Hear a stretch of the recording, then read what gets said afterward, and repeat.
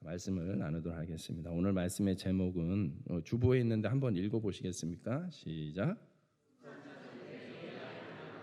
네, 오늘 무슨 말씀 들을지에 대해서 한번 생각해 보시기 바랍니다. 성찬은 왜 해야 하는가? 우리가 원래 주일 오후에는 하이델베르크 요리문답을 기준으로 해가지고 쭉 흘러가고 있는데, 오늘은 하이델베르크 요리문답에서 우리 순번은 아니지만 조금 건너뛰어서 성찬이라는 주제, 세례라는 주제에 대해서 또 이렇게 다루고 있기 때문에 오늘은 성찬에 대해서, 다음 주에 우리가 성찬식이 있으니까 성찬식을 준비한다라는 차원에서 오늘 이 말씀을 좀 같이 살펴보려고 합니다. 그래서 하이델베르크 요리문답에 보면 75문, 76, 77문까지 해서 세 개의 문답이 그 내용을 직접적으로 다루고 있습니다. 그래서 75문을 제가 읽어드리면 여러분들이 답을 천천히 생각하시면서 읽으시면 되겠습니다. 네, 준비가 됐나요? PPT를 제가 PPT를 안 드렸나요? 안 드렸나요? 아, 그래요? 아, 예. 제가 드렸다고 생각했는데, 네. 돌발 상황입니다. 예, 그래서 여러분들이 귀를 쫑긋하시고, 그럼 자막 말씀은 드렸나요? 아, 예. 자막 말씀은 제가 드렸지만 그 안에 PPT 내용만 제가 빼놓고 말았군요. 예. 그래서 제가 한번 혹시 찾아볼 수 있을까요? 예, 그냥 상관없이 진행하도록 하겠습니다. 자, 75문에 보면은 이런 내용이 있습니다. 좀 대신해서 집중해서 들으시면 좋겠습니다. 그리스도께서 십자가 위에서 이루신 단번의 제사와 그의 모든 공효라는 것은 공을 들인 보람, 공효에 당신이 참여함을 성찬에서 어떻게 깨닫고 확신합니까? 라는 질문이에요. 그러니까 예수님께서 십자가에서 단번에 드려지신 그 제사, 그것을 그 의미에 당신이 참여하고 있다라는 것을 성찬 가운데서, 성찬 예식 가운데서 어떻게 깨닫고 확신할 수 있냐라는 질문입니다. 여기에 대한 정리된 대답은 이것입니다. 그리스도께서는 나와 모든 성도에게 그를 기념하여 이 뗀 떡을 먹고 이 잔을 마시라고 명령하시고 또한 이렇게 약속하셨습니다. 그러니까 성찬 예식을 하라는 것에 대해서는 우리가 알고 있어요. 근데 그것에 대해서 의미를 설명하기를, 첫째, 주님의 떡이 나를 위해 떼어지고 잔이 나에게 분배되는 것을 내 눈으로 보는 것처럼 확실히 그의 몸은 나를 위해 십자가에서 드려지고 찢기셨으며 그의 피도 나를 위해 쏟으셨습니다. 그러니까 우리가 성찬식 아마 우리 교회는 카스테라로 준비하겠죠? 예. 근데 이건 조금 문화적 차이예요. 예. 원래 중동 지역에 있는 떡은 빵이라고 표현하는 게 좀 더 정확할 거고, 그 빵은 찢어 먹는 빵이에요. 예. 이렇게 칼로 예쁘게 이렇게 모양을 내는 게 아니라 실은 한 덩어리의 빵입니다. 한 덩어리의 빵을 서로 이렇게 떼 먹는 거예요. 예. 빵 덩어리가 돌아가면 돌아갈수록 빵 색깔도 조금 변하겠죠. 시커멓게 변하겠지만 그게 중요한 게 아니라 빵을 찢어 먹는 거죠. 그래서 그 빵이 찢겨지는 떼는 모습이 마치 예수님이 십자가에서 예수님의 몸이 찢겨지신 그 모습을 연상케 하는 것이죠. 그런 의미가 그 안에 담겨져 있다라는 거예요. 두 번째로는 그리스도의 살과 피의 확실한 표로서 주님의 떡과 잔을 내가 목사의 손에서 받아 입으로 맛보는 것처럼 확실히 주님께서는 십자가에 달리신 그의 몸과 흘리신 피로서 나의 영혼을 친히 영생에 이르도록 먹이시고 마시우실 것입니다. 그러니 성찬 예식은 구체적인 행위가 무엇이 있습니까? 같이 그 빵을 먹는 거예요. 같이 그 잔을 나누면서 마시는 겁니다. 그것은 예수님이 십자가에서 흘리신 살과 피를 같이 먹고 같이 마시는 거예요. 그러니 그 성찬 예식을 통해서 우리는 무엇을 하는 거냐? 예수님의 그 십자가 사건에 함께 참여를 하는 것입니다. 함께 예수님의 이 구원 사역에 함께 참여를 하는 것이 성찬 예식의 의미인 것이죠. 그 다음 76번째 질문에 보면은 십자가에 달리신 그리스도의 몸을 먹고 그의 흘리신 피를 마신다는 것은 무슨 뜻입니까? 그것에 대해서 의미에 대해서 다시 한번 설명을 합니다. 그것은 믿는 마음으로 그리스도의 모든 고난과 죽음을 받아들이고 이로써 죄사함과 영원한 생명을 얻는 것이며 나아가서 그리스도 안에 또한 우리 안에 거하시는 성령으로 말미암아 우리가 그리스도의 거룩한 몸에 더욱더 연합됨을 의미합니다. 네. 그 다음은 한번 우리 재빠르게 방송실이 준비해 주셨습니다. 감사하고 비록부터 한번 읽어보실까요? 시작.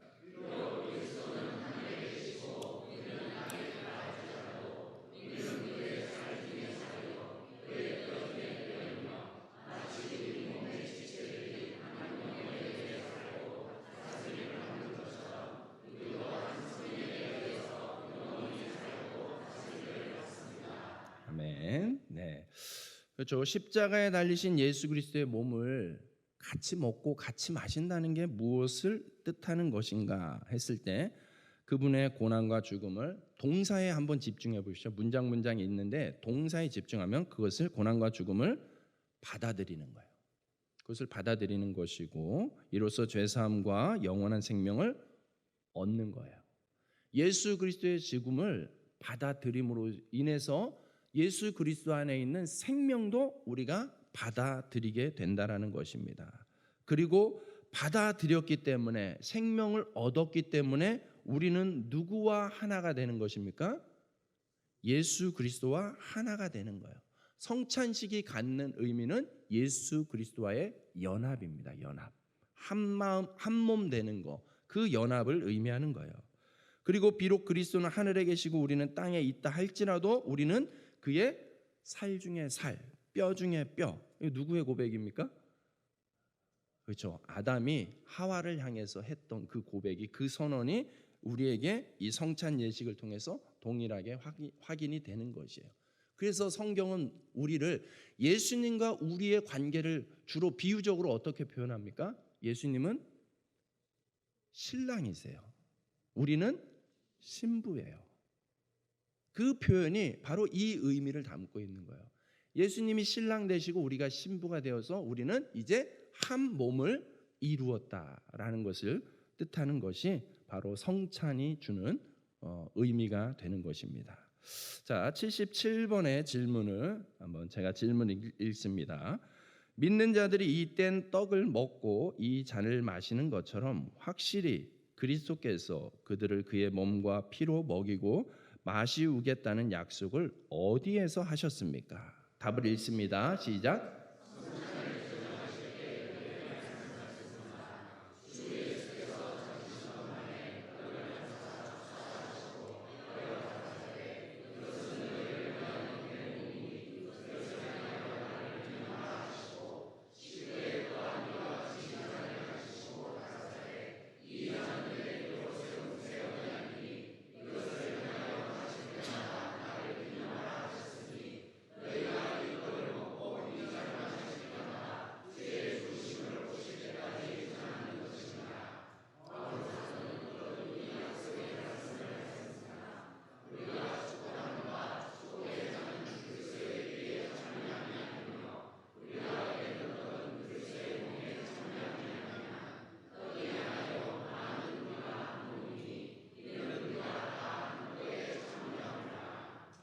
아멘. 네.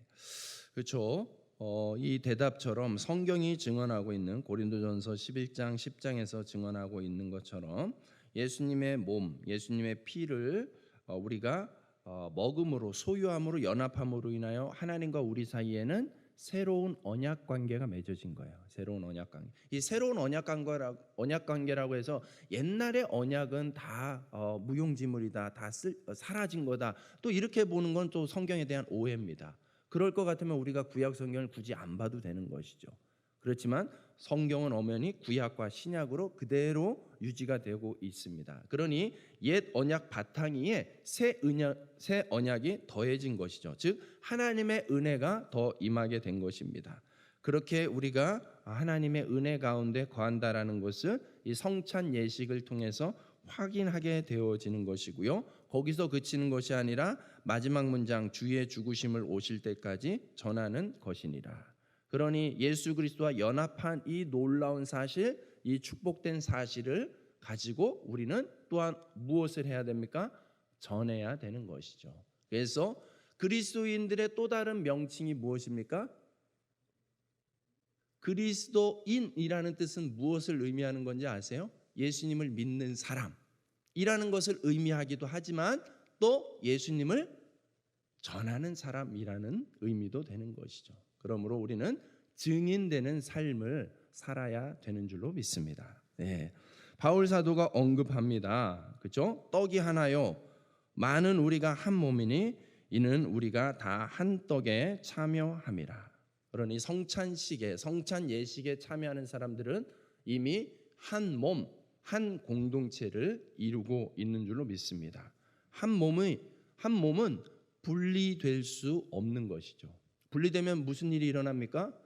아파요. 네. 분리되면 아픈 거예요. 그래 아파야 돼요. 분열됐다. 누군가와 관계가 어색해졌다. 자연스러우면 안 됩니다. 아파야 돼요.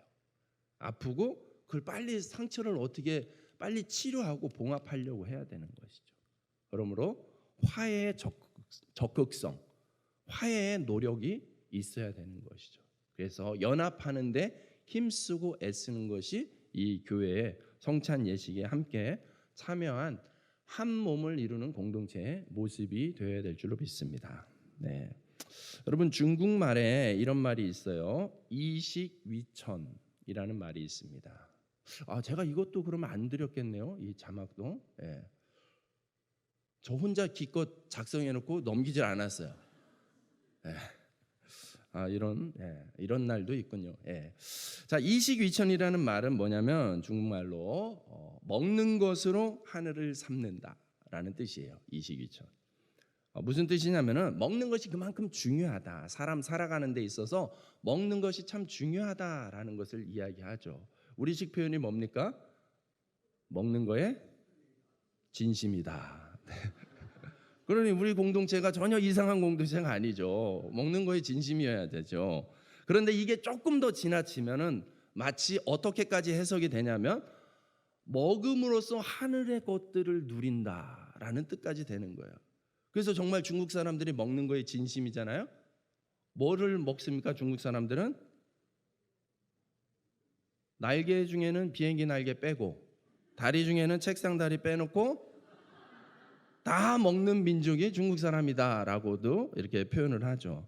정말 중국 사람들의 음식을 보면 가끔 정말 놀라울 따름입니다. 여러분 야맹사죽이라는 거 들어보셨어요? 야맹사죽. 이게 뭐냐면 모기 눈알탕이에요. 실제 있는 음식이에요. 저도 긴가민가 했는데 자료를 찾아보니까 있어요. 제가 사진도 이것도 사진 캡처했는데 안 넘겼잖아요. 그죠?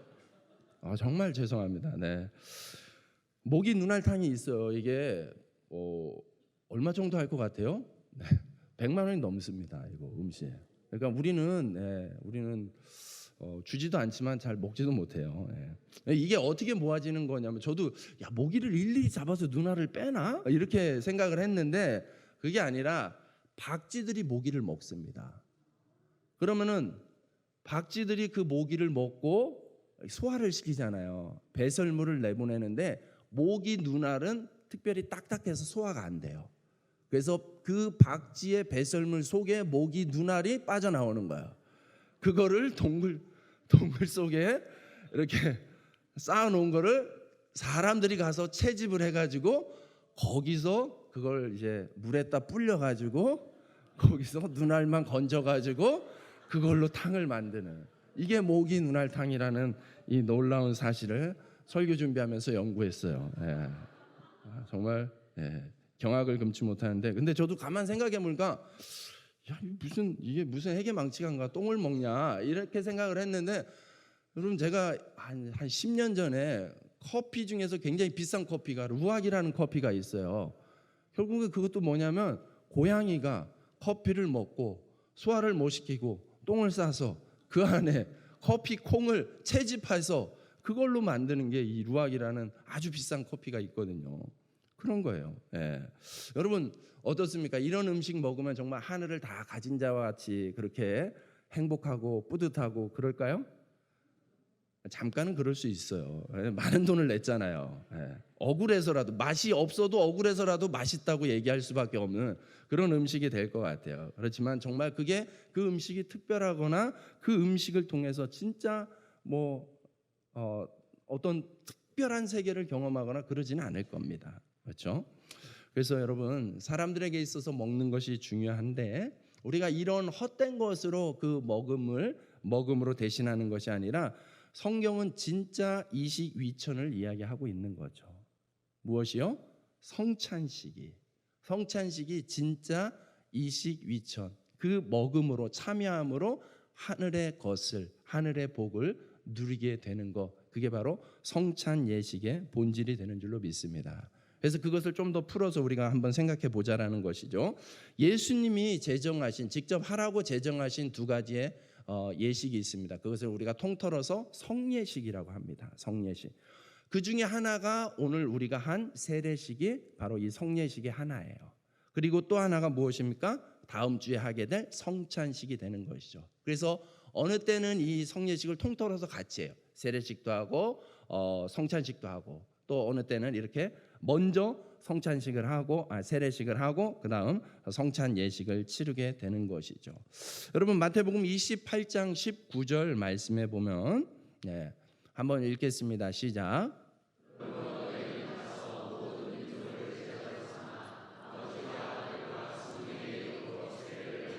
아멘. 네. 아버지와 아들과 성령의 이름으로 뭘 베푸라고요?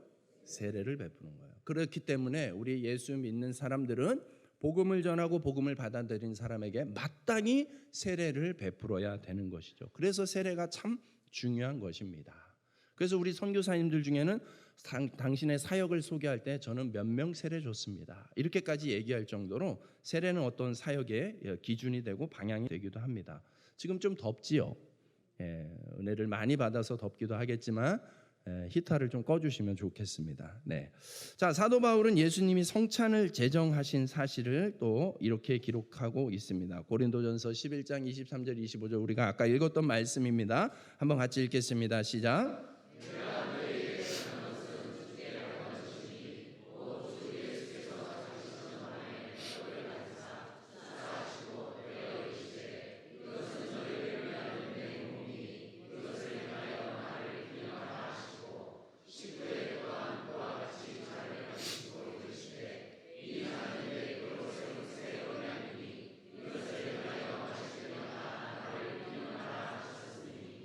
아멘. 그렇죠. 이 행위는 한 번으로 끝나는 것이 아니에요. 할 때마다, 마실 때마다 나를 기념하라, 먹을 때마다 나를 기념하라라고 그렇게 분명히 말씀하고 있습니다. 그러니 예수님을 믿는 우리들은 이 예식을 그 믿음이 변치 않는 한 계속해서 주기적으로 정기적으로 해야 되는 것이죠. 그래서 어떤 교회들은 매주 하는 경우도 있습니다. 쉽지는 않겠지만은 어떤 교회는 뭐 한 달에 한 번, 또 우리 교회는 또 1년에 몇 번 이런 식으로 이제 나누어서 이것을 반드시 기념하게끔 되어 있습니다. 횟수는 다를 수 있어요. 형편과 상황에 따라서 다를 수 있지만 기억해야 될 것은 반드시 해야 된다라는 거예요. 반드시. 예. 그래서 여러분 이 성찬 예식이 있는 날은 여러분 중요하게 여기시기 바랍니다. 그리고 꼭 반드시 참여하려고 여러분 준비하시고 애쓰시기 바랍니다. 여러분 세례와 성찬은 예수님의 피값으로만 우리의 죄가 용서된다는 그 메시지를 담고 있습니다. 이 세례와 성찬은 우리의 믿음을 굳게 하기 위해서, 더 단단하게 해주기 위해서 그런 이유로 존재하는 것이죠.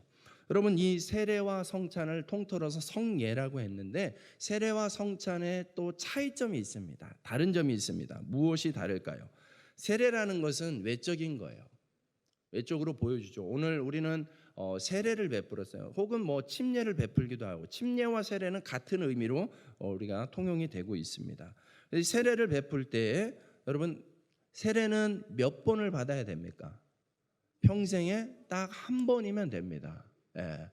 우리 남자분들 가운데는 가끔 군대에서 물 뿌리는 세례를 받은 적이 있어요. 이렇게 막 호수로 막 이렇게 뿌려가지고. 그래서 이 세례가 이렇게 중요한 건지 그때는 몰랐는데, 그때는 초코파이 때문에 받은 세례인데 제가 좀 아쉽네요. 다시 받으면 안 될까요? 안 됩니다. 다시 받으면 안 돼요. 그냥 한 번이면 되는 거예요. 한 번이면 족한 거예요. 세례는 그런 거죠. 세례의 의미는 또 무엇이 있습니까? 물로 씻겨진다라는 의미가 있어요. 우리의 모든 죄, 우리의 모든 과거가 씻겨진다. 그러므로 물 가운데서 죽고 다시 살아난다라는 그런 의미를 가지고 있죠. 세례는 세례받은 당사자에게만 해당이 되는 것이죠. 반면에 성찬식은 어떻습니까? 성찬은 좀 더 세례와 비교를 한다면 상대적으로 내적인 것에 좀 더 집중을 하고 있는 것입니다. 그리고 성찬식은 어떻습니까? 앞에서도 말씀드렸듯이 반복되어지는 것이에요. 성찬은 계속해서 해야 되는 거예요. 우리의 신앙이 믿음이 변치 않는 한 계속해서 해야 되는 것이고, 여러분 세례가 씻겨지는 것이었다면 성찬의 의미는 무엇이냐면 채워지는 것이에요. 채워지는 것. 예수 그리스도의 살과 피로 내 안에 채워지는 것. 그게 바로 성찬의 의미입니다. 그리고 성찬은 혼자 하는 것이 아니죠. 성찬은 함께, 이 공동체가 함께 하는 것이 그게 바로 성찬의 의미인 것입니다. 그러므로 이 성찬 예식을 통해서 우리의 믿음이 더 강화가 되어지는 것이죠. 반복 학습 교육이라고 보시면 되겠습니다. 성찬을 통해서 우리는 이 정말 말 그대로 앞에서 말씀드린 대로 이식위천, 하늘의 것을 맛보고 하늘의 것을 누리게 되는 것이죠. 여러분 성찬 예식을 통해서 그 하늘의 것들을 깨닫고 누릴 수 있기를 주님의 이름으로 축복합니다. 여러분 이 성찬식은 죄를 용서받기 위해서 하나님께 드리는 제사나 이런 것들이 아니에요.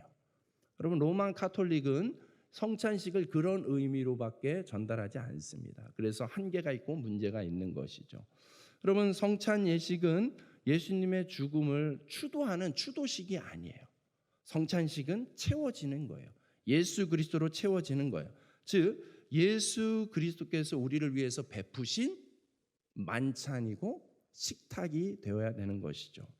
여러분 교회가 왜 성찬을 거행해야 되냐, 성도가 왜 성찬에 참여해야 되냐, 성찬의 첫 번째 목적은 참여한다라는 것에 뜻을 두고 있습니다. 성찬은 예수 그리스도께서 십자가에서 대속의 죽음으로 이루신 구원 사역에, 구원 그 열매에 참여하는 것, 그게 바로 성찬식의 의미입니다. 어떻게 참여를 할 수 있습니까?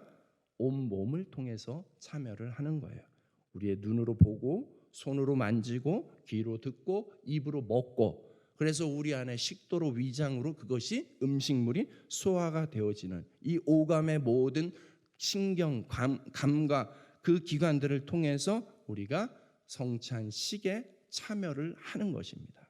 구경하는 것이 아니라 함께 참여하는 것입니다.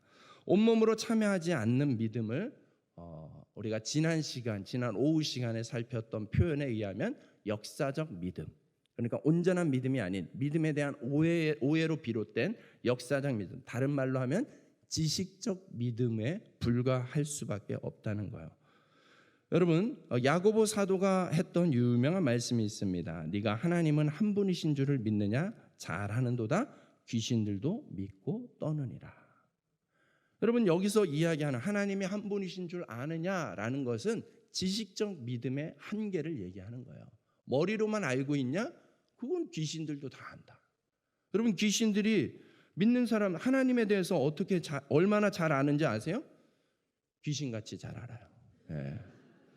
여러분 마가복음 5장에 보면은 거라사 지방에 귀신 들린 사람이 예수님에 대해서, 예수님이 나타났을 때 어떻게 이야기합니까? 큰 소리로 부르짖어 이르되 지극히 높으신 하나님의 아들 예수여, 나와 당신이 무슨 상관이 있나이까? 원하건대 하나님 앞에 맹세하고 나를 괴롭히지 마옵소서. 누구의 고백이에요? 귀신의 고백이에요. 귀신은 정확히 알고 있죠. 예수님이 하나님의 아들이신 것을. 그러나 귀신의 한계는 무엇입니까? 당신과 나와 무슨 상관이 있습니까? 관계 맺으려고 하지 않는 것, 그게 바로 귀신의 한계인 거예요. 예수님이 누구인지는 알지만 그 고백이 그의 구원에까지 영향을 미치지 못하는 것, 그게 한계인 것입니다. 그러므로 이런 귀신의 믿음과 참 믿음과의 구분은 무엇입니까? 그 믿음 안에 참여를 하느냐는 거예요. 아느냐 모르느냐는 그냥 어느 한 과정이고 단계에 불과한 거예요. 거기서 그친다면 귀신의 믿음과 아무런 차이가 없는 것입니다. 그러므로 머리로만 아는 데서 그치는 것이 아니라 그 믿음이 우리 삶의 실제가 되어지도록, 삶이 되어지도록 그 가운데, 신앙 가운데 함께 참여하는 저와 여러분 되시기 주님의 이름으로 축복합니다. 여러분, 예수 그리스도 안에 참여한다는 것, 예수 그리스도께서 죽으셨다라는 사실, 구원을 위해서 기꺼이 죽어주셨습니다. 그리고 우리의 영생을 위해서 부활하셨습니다. 그리고 승천하셨고 성령으로 다시 오셨습니다. 우리 안에 거하십니다. 내 안에 성령님이 계시구나 라는 걸 인정하고 살아가는 것이죠. 여러분, 내 안에 성령님이 계신데 내가 지금처럼 살아도 될까요? 지금처럼 살아도 된다면 여러분 잘 살고 있는 거야. 근데 성령님 내 안에 계신데 내가 성령님께 이상한 걸 자꾸 먹이고 있다. 생각해 봐야 되는 것이죠. 이래도 괜찮은가? 이래도 되는가? 내 안에 자꾸 이상한 걸 생각해. 성령님 자꾸 불편하게 만들어. 그러면 그 생각을 다시 조정하려고 해야 되는 것이죠. 내가 내 마음대로 살고 있다. 아닌데 성령님이 내 안에 들어왔을 때 성령님이 내 안에 주인이셔야 되는데, 내 안에 중심이셔야 되는데, 근데 여전히 나는 내 마음에 뭔가 내 수틀리는 것에 용납하지 못하고 내 자존심이 꺾이는 것에 대해서, 낮아지는 것에 대해서 내가 용납하지 못한다. 여전히 내가 나의 주인이었네? 라면 여러분 다시 생각하고 점검해 보시기 바랍니다. 성령님이 내 안에 들어와서 나의 주인이요, 나의 인격의 전부가 되고 있는지를 여러분 점검하고 그렇게 온전한 주인의 자리를 우리 성령님께 내어 맡기는 저와 여러분 되시기 주님의 이름으로 축복합니다. 성찬식은 이 의미를 담아내는, 다시 한번 행위적으로 반복하는 것이죠. 성찬식은 오감을 통해서 개인적이고 인격적으로 정말 예수님과 함께 일치가 되어지는 것이에요. 여러분 어떻습니까? 그렇기 때문에 성찬식은 중요한 행위가 뭐가 있어요? 먹는 게 있어요. 먹는 게. 먹어야 되는 거예요.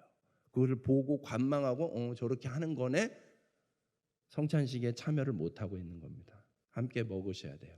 함께 그 떡을 먹으면서 예수님의 살을 먹는 거다, 예수님의 피를 마시는 거다라고 그 의미를 받아들여야 되는 것입니다. 물론 이것이 표면적으로 잘못 전해지면은 옛날 로마 시대 때 초기 그리스도인들이 쟤네는 식인종인가 봐, 이런 오해를 받으면서 큰 살상의 빌미를 제공하기도 했지만 여러분 그거는 오해에서 비롯된 것이죠. 우리는 이것을 함께 먹고 함께 마시면서 한 몸을 이룬다, 예수님과 한 몸을 이룬다라는 것을 꼭 기억해야 됩니다. 성찬의 둘째 목적은 공급입니다. 첫 번째는 참여이고 두 번째는 공급입니다. 여러분 성찬은 앞서 말씀드렸듯이 죄를 용서받는 제사가 아니에요. 또 성찬은 어떤 추도식이 아닌 거예요. 성찬은 예수님께서 우리에게 베푸신 함께 먹고 함께 마시는 식탁의 자리예요. 영적인 식탁의 자리예요. 마치 음식을 먹음으로 인해서 우리가 건강할 수 있잖아요. 에너지가 생기는 거잖아요. 안 먹고 살 수 있어요? 그럴 수 없어요. 그러므로 먹는 것 자체는 절대 천하고 가벼운 것이 아니죠.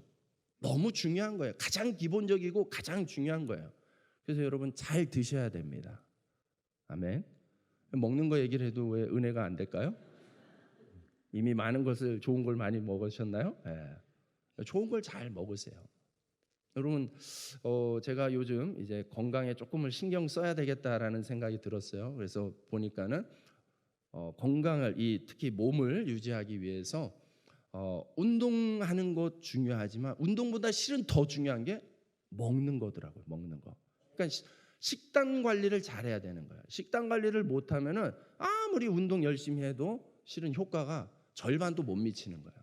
더 더 중요한 거는 먹는 거예요. 그래서 잘 분별해서 먹어야 되는 거예요.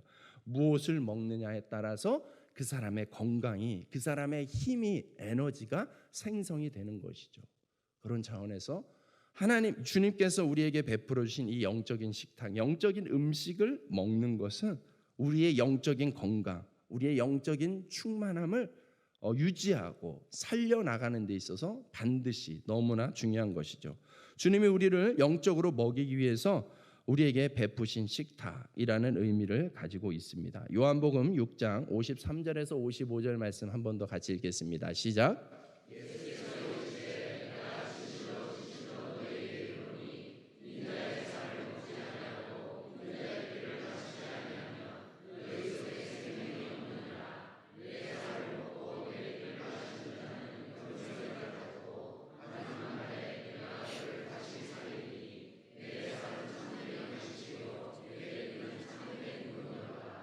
아멘. 그렇죠. 굉장히 예수님도 계속 먹는 거에 대해서 강조하시잖아요. 그죠? 내 살을 먹고 내 피를 마시는 자는 그걸 먹음으로 인해서 비로소 생성이 되는 것이 영생이다라고 분명하게 말씀을 하고 있습니다. 우리가 음식을 먹는다는 것은 그 안에 있는 뭘 먹는 거예요? 영양분을 먹는 거예요. 그 안에 있는 영양분이 어떻게 됩니까? 내 몸 안에서 들어와서 소화가 됨으로 인하여서 내 몸에 흡수가 되는 거죠.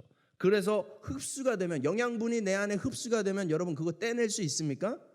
떼낼 수 없습니다. 영양분으로 흡수가 되었기 때문에 이제 완전히 내 것이 되는 거예요. 나와 동일한 나 존재 그 자체가 되는 것이죠.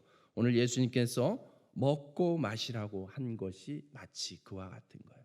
그러므로 이 성찬식은 정말 예수님과 하나가 되어지는 것, 그 예수 그리스도를 먹음으로 인해서 예수 그리스도 안에 있는 영양분이 우리 안에 흡수가 되어지는 것이죠. 그러므로 우리는 점점 이 성찬 예식을 통해서 누구와 하나가 되는 거예요? 예수 그리스도와 하나가 되어지는 것이죠. 그러므로 성찬식을 먹고 마실 때에 있어서 여러분 무엇을, 누구를 생각해야 되는 거예요? 예수님을 생각해야 되는 것이죠.